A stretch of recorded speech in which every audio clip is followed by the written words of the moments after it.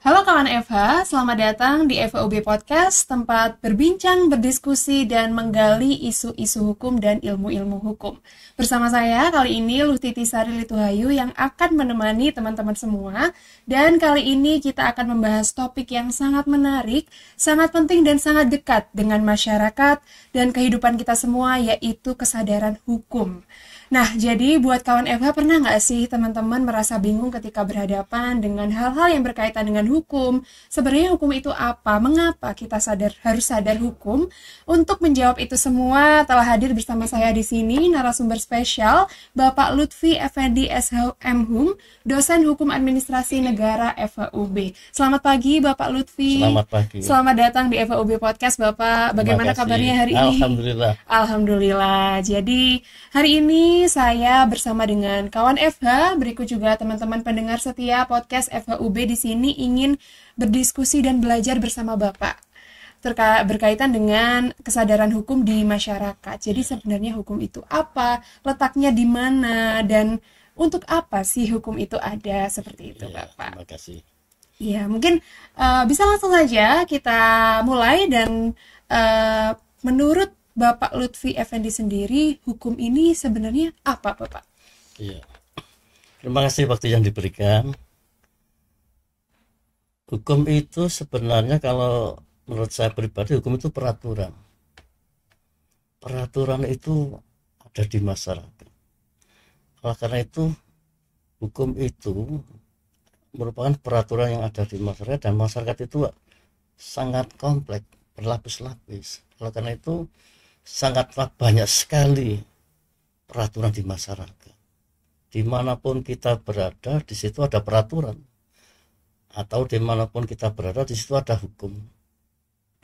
Oleh karena itu, kalau kita membahas hukum, sebenarnya bukan membahas hukum tertulis, membahas hukum yang berlaku di seluruh lapisan masyarakat. Demikian. Baik, berarti secara singkatnya hukum ini adalah peraturan, begitu ya Pak. Dan ya. Setiap kehidupan kita, sangat dekat dengan kehidupan kita, di setiap masyarakat itu selalu ada hukum. Ya, betul. Seperti itu ya Pak. Kalau berbicara mengenai hukum, bentuk-bentuk hukum sendiri itu seperti apa Bapak? Apakah undang-undang, pasal-pasal, hanya hukum tertulis saja Bapak yang ada di masyarakat ini? Begitu ya. Hukum itu sebagai peraturan itu bentuknya macam-macam. Pertama, dianggap sebagai hukum yaitu produk yang dikeluarkan atau peraturan yang dikeluarkan oleh badan legislatif. Itu berupa undang-undang. Jadi undang-undang itu adalah hukum. Pertama, ya, kalau kita taatlah pada hukum, berarti taatlah pada undang-undang. Betul ya? Itu pertama. Yang kedua, kita pernah melihat kontrak atau perjanjian antara A dan B, melakukan perjanjian di muka notaris. Perjanjian yang dibuat oleh para pihak itu mengikat, berlaku sebagai undang-undang. Nah, oleh karena itu hasil perjanjian yang dibuat para pihak itu juga hukum yang harus ditaati oleh para pihak. Nah, jadi itu yang kedua ya. Yang ketiga, hukum itu berupa peraturan-peraturan yang berlaku di daerah setempat. Contohnya di Madura, itu ada peraturan untuk di sana. Di Bali, ya, ada peraturan. Di Jawa ada peraturan. Dimanapun tempat kita tuju, di situ ada peraturan. Itu juga hukum. Oleh karena hukum adalah peraturan yang berlaku di daerah setempat. Yang ketiga ya. Iya, sudah. Yang keempat yaitu hukum yang ada di dalam kitab suci masing-masing agama. Di dalam Islam ada Al-Quran, itu ada aturan-aturan, kewajiban, larangan. Di dalam kitab Injil, di dalam kitab-kitab agama lain, itu di dalamnya juga mengandung aturan, peraturan-peraturan yang harus ditaati. Oleh karena itu hukum itu adalah peraturan-peraturan yang ada di dalam kitab suci masing-masing agama. 4 ya? Sudah 4 tadi. Banyak sekali. Banyak sekali. Iya, gitu. Memang bentuk hukum itu banyak sekali Iya. Pak, tidak terbatas hanya dalam pasal-pasal undang-undang Saya tambahkan negara. lagi ya. boleh Pak. Yang kelima ya, ini ya, hukum itu adalah hasil putusan pengadilan yang mempunyai kekuatan hukum tetap. Pernah ya? Ya, Oh, putusan pengadilan nomor berapa gitu ya. ya, Nah, berarti putusan pengadilan itu harus ditaati oleh para pihak. Itu juga hukum. Nah, ya. 5 ya. 5 sudah Nah, 5. jadi kalau ditanya apakah hukum itu, yang mana dulu? Ya, Putusan pengadilan itu hukum. Ya, hasil perjanjian para pihak itu hukum. Di dalam kitab suci itu hukum. Di daerah kita mana kita tuju itu hukum. Hasil kerja badan legislatif DPR DPRD itu juga hukum. Begitu loh ya. ya. Berarti tidak hanya terbatas dalam satu tidak. bentuk Iya, saja nih Pak. iya. Tadi berbicara mengenai hukum yang ada dalam daerah masing-masing. Oh, seperti ya. itu, Pak. Berarti bukan tidak mungkin suatu hukum di setiap daerah ini berbeda-beda nih, ya Pak, untuk mengatur masyarakatnya sesuai dengan kebiasaan atau budayanya mungkin. Kalau ditanyakan budaya ya, hukum memang bagian dari budaya. Iya, Iya. Sekecil masyarakat itu mengandung budaya. Sekecil masyarakat pun itu ada budaya. Dan budaya ini beraneka. Kalau karena itu hukum yang berlaku di masing-masing daerah juga beraneka. Jadi di contoh Indonesia ini terdapat berbagai macam suku bangsa. Berarti di masing-masing suku bangsa, suku daerah itu ya, iya, itu juga ada aturan-aturan yang beraneka pula gitu loh. Sehingga kalau kita ke Bali, kita taat pada orang Bali, taat aturan di Bali.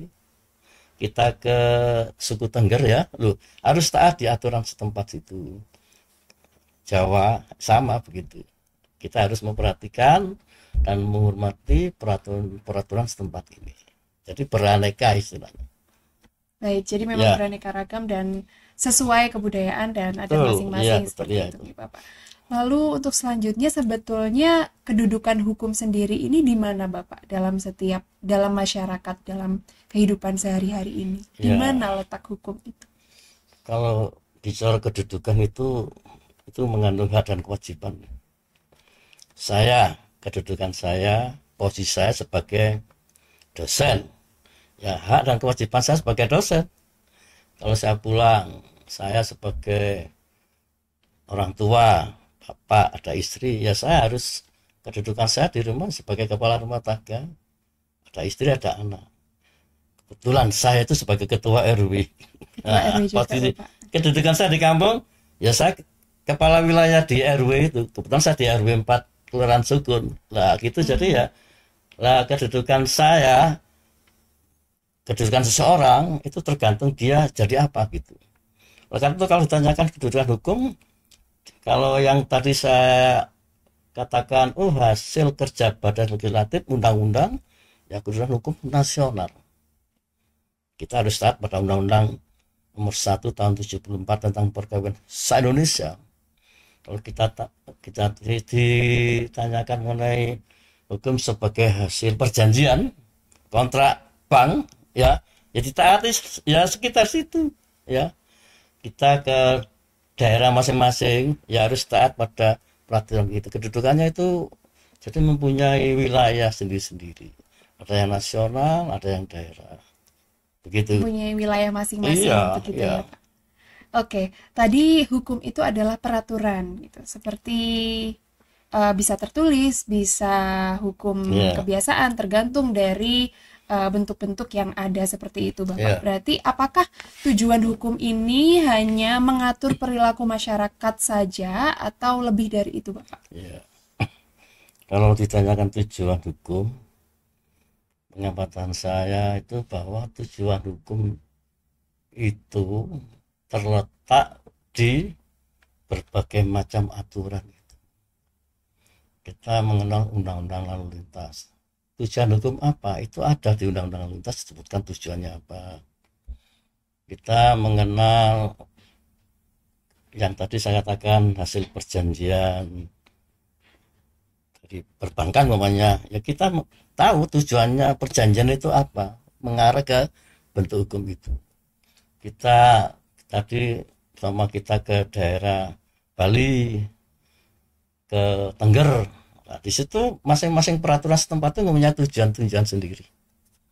Ya, di dalam kitab suci juga mempunyai tujuan-tujuan sendiri.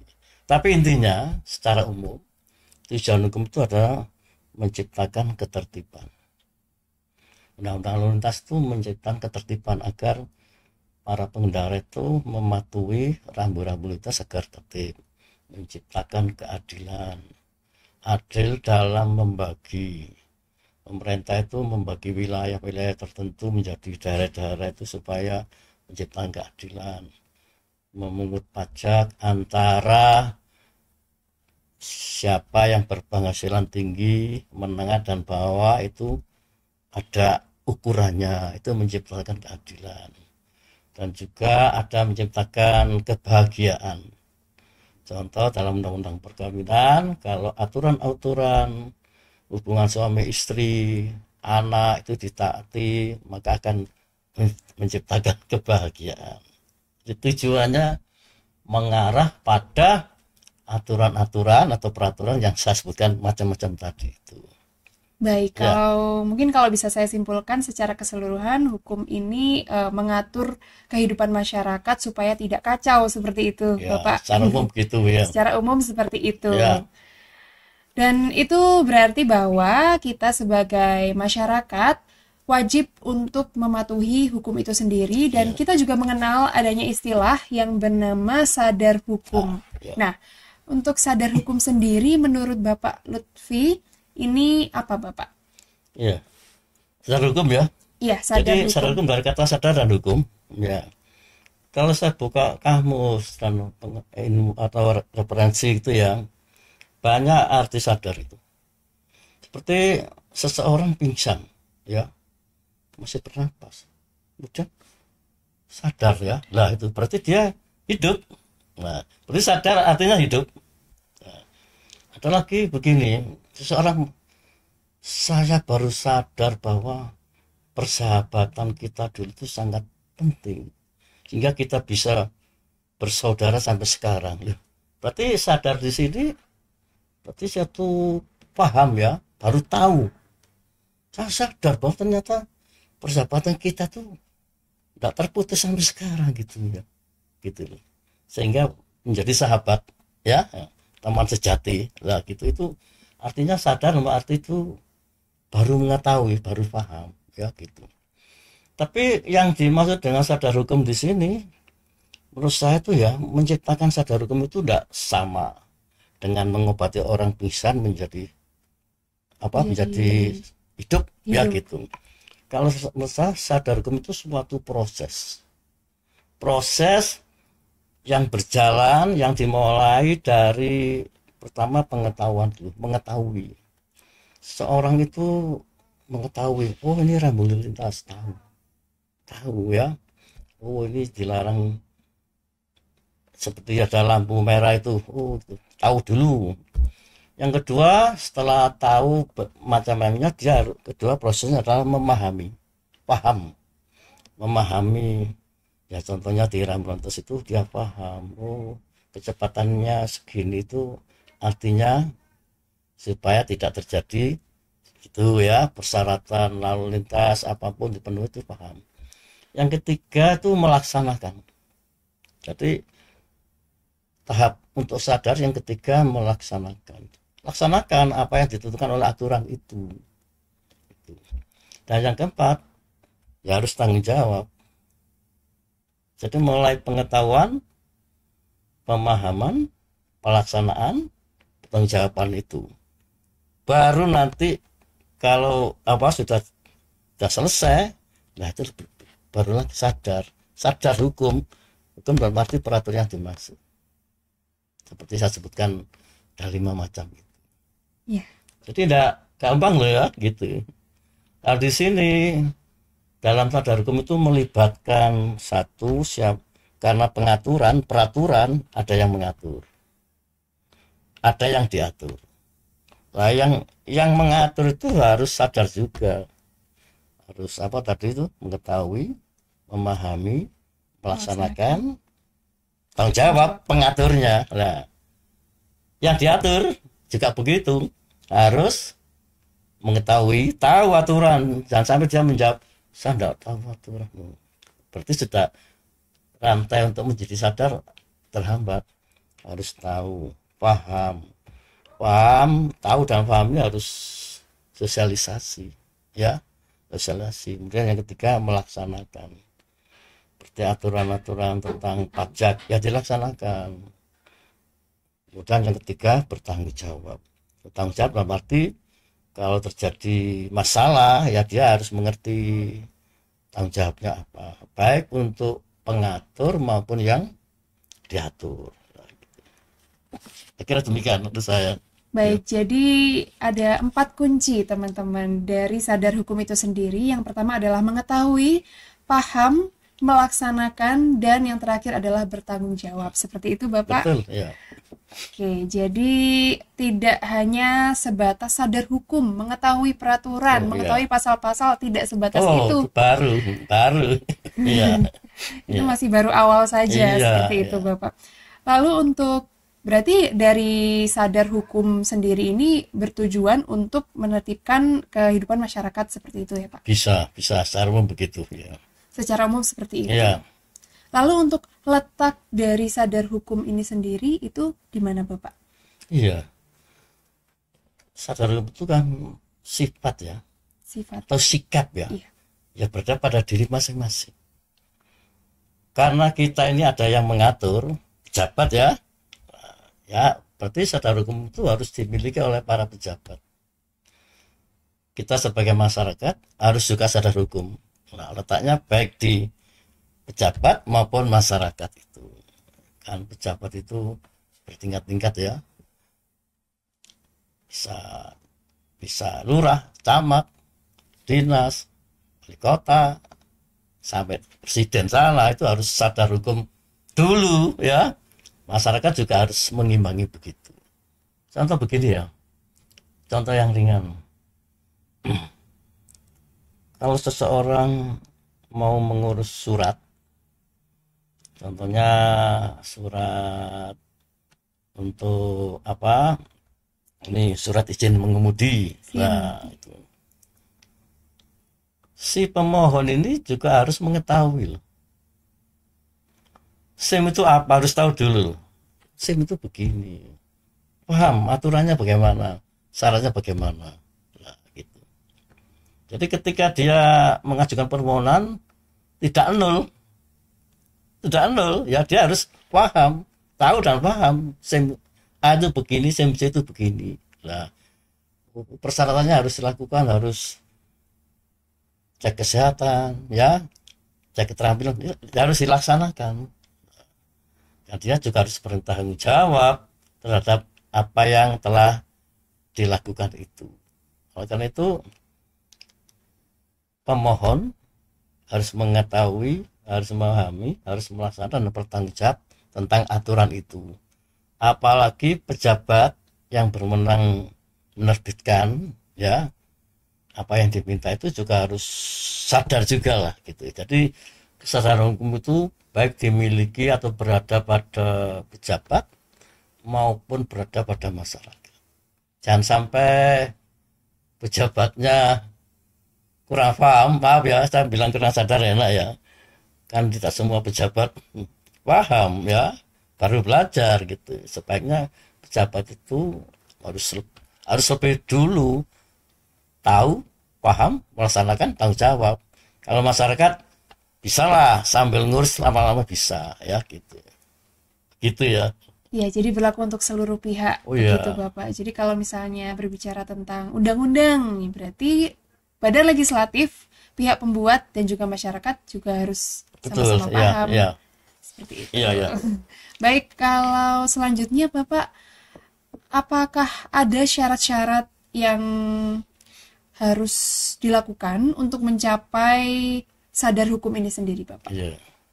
Terima kasih. Pertanyaan sangat bagus ya. Syarat-syarat ini kan syarat pemenuhan agar pejabat sadar hukum. Syarat yang diperlukan agar masyarakat itu sadar hukum kan begitu toh. Itu kita lihat di masyarakat ini apa yang dibutuhkan. karena di masyarakat itu kan sangat luas. Di bidang apa? Kalau dari pejabat tentunya sesuai dengan kewenangannya. Pejabat itu harus, istilah dalam hukum administrasi itu harus akuntabilitas, ya, harus profesional ya. Jadi tidak baru jadi pejabat baru belajar, harus profesional, harus akuntabilitas. Kalau profesional itu dia mahir dalam bidangnya. Kalau akuntabilitas itu hasil dari pekerjaan profesional itu bisa diharapkan, ya, bisa menghasilkan yang bermanfaat. Demikian juga bagi masyarakat harus akuntabilitas juga. Kalau masyarakat akuntabilitas, mengerti tata caranya, mengerti prosedurnya, bukan ketika mengajukan permohonan lolo ya, nggak bisa, bingung sampai stres ya. Nah, jadi kalau masyarakat sudah mengerti prosedurnya, syarat-syaratnya, pejabat juga berhasil, apa tujuan hukum masing-masing itu.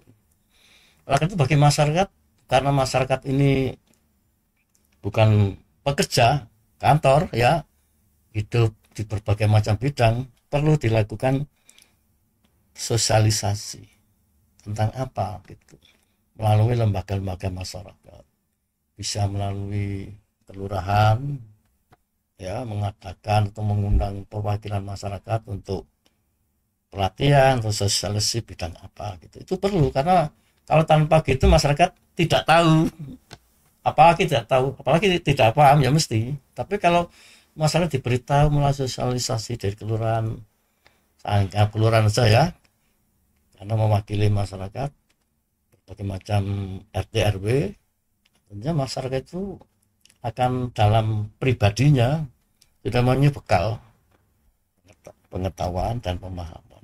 Baru nanti kalau dia akan melaksanakan atau mengurus sesuatu kepentingan, dia sudah memenuhi syarat gitu. Nah, gitu loh ya.